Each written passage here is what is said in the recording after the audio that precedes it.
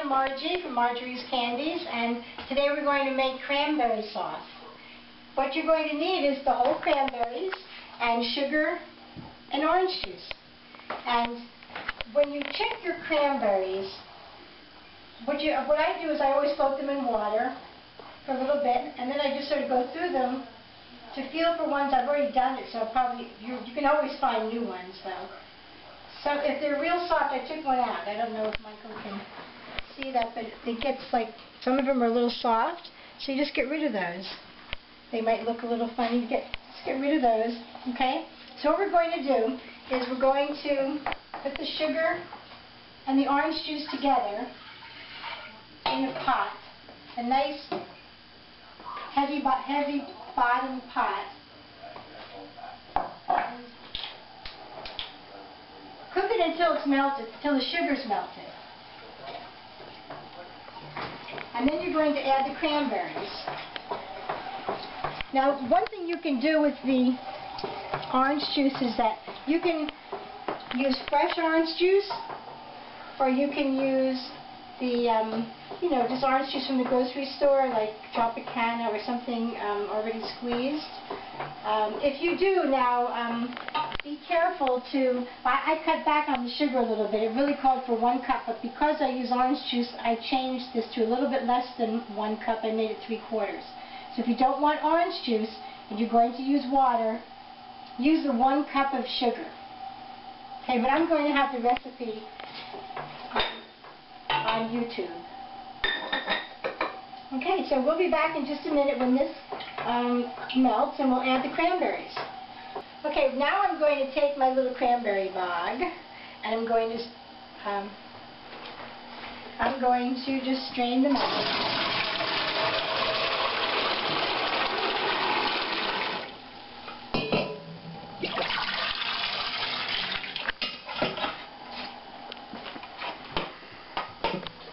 Doesn't matter if there's water in there because it's just going to cook out.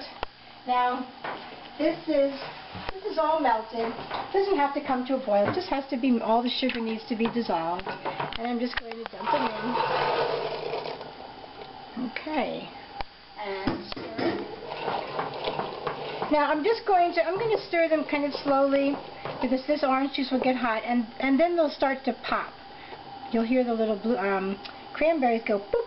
They'll pop, and then it'll start to boil, and at that point you want to cook it for about 10 minutes, but actually I'm going to show you what it really looks like when it's done. Okay? So we'll be back when they start popping. Okay, they started to pop, and what I mean by that is the skin on them. I don't know if you can get a picture of seeing where the skins have popped open. Okay, starting to boil, as you see, so you just give it a stir.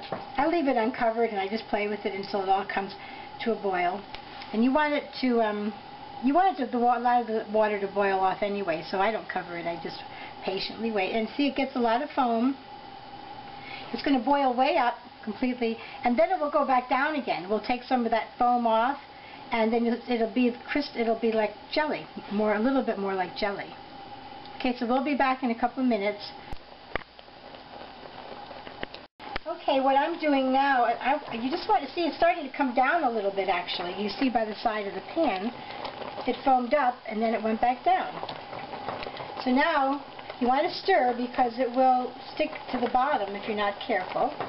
You don't stir too hard, but you just want to keep it off the bottom.